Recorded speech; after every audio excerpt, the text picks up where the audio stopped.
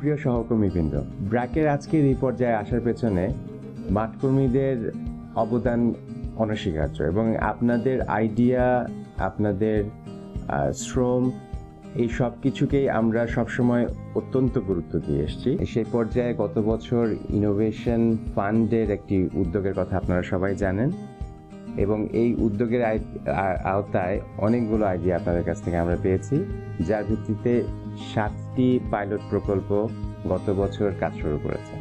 এর মধ্যে কয়েকটি উদাহরণ আপনারা জানেন। একটি যেরকম চর এলাকায় ক্যাশবিহীন একটি শাখা অফিস কাজ তৈরি আমরা চেষ্টা করছি। সে সাথে কিশোর কিশোরীদের জন্য যে ক্লাবগুলো আছে সেই ক্লাবগুলোতে আমরা একটা সঞ্চয় প্রকল্প বিকাশের মাধ্যমে আমরা এখন পাইলট প্রকল্প হাতে চেষ্টা করছি।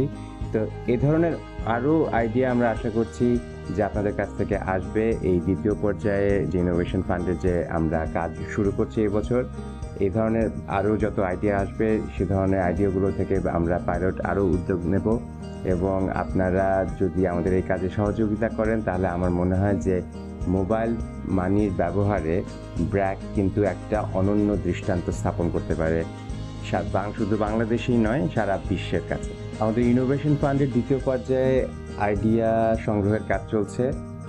আপনারা আপনাদের আইডিয়া দিন। আইডিয়া সংগ্রহের শেষ তারিখ 16 এপ্রিল 2015।